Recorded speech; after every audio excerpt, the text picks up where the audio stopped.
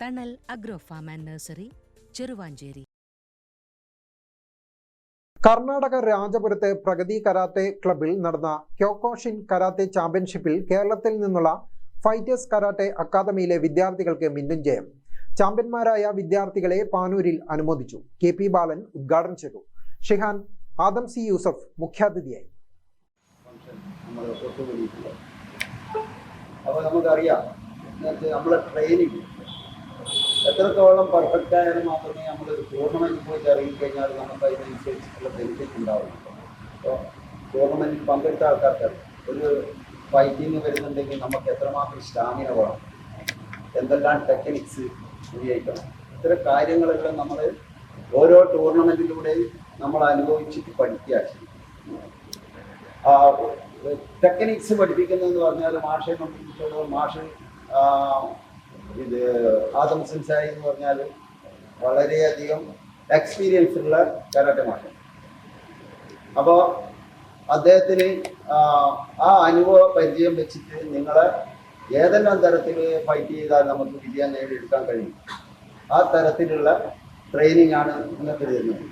അതുകൊണ്ടാണ് ഒരുവിധം പോകുന്ന ടൂർണമെന്റിൽ പോകുന്ന സമയത്തല്ല ഞാൻ പോയിട്ട് വരെ ഫൈറ്റ് ചെയ്യാൻ ശ്രദ്ധിക്കലുണ്ട്.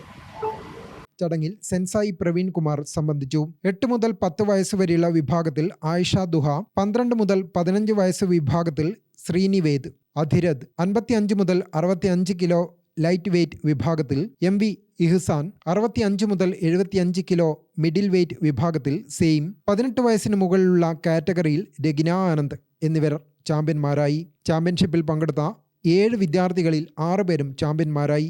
ഇവരെ പരിശീലിപ്പിച്ച ആദം സി അയ്യൂബിനെ ചടങ്ങിൽ ആദരിച്ചു. പാനൂരിലെ ഫൈറ്റേഴ്സ് അക്കാദമിയിലാണ് ആദരായനം നടന്നത്. നവംബർ 23-നും 24-നുമായിരുന്നു championship. Gramika news, Thalassery.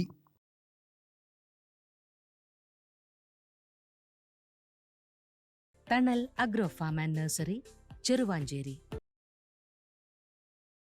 Gardening രംഗത്ത് 1/4 നൂറ്റാണ്ടിന്റെ പരിചയ സമ്പത്ത്.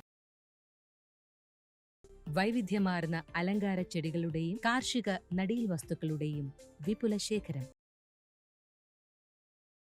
ഹോൾസെയിൽ റീറ്റെയിൽ രംഗത്ത് 100 കണക്കിന് സംതൃപ്തരായ ഉപഭോക്താക്കൾ. വിദഗ്ധരുടെ മേൽനോട്ടത്തിൽ ഗാർഡനിംഗ്, ലാൻഡ്സ്കേപ്പിംഗ് ആൻഡ് മെയിന്റനൻസ് എന്നിവ ചെയ്തു കൊടുക്കുന്നു. Thanal agro farm and nursery, Cheruvanchery.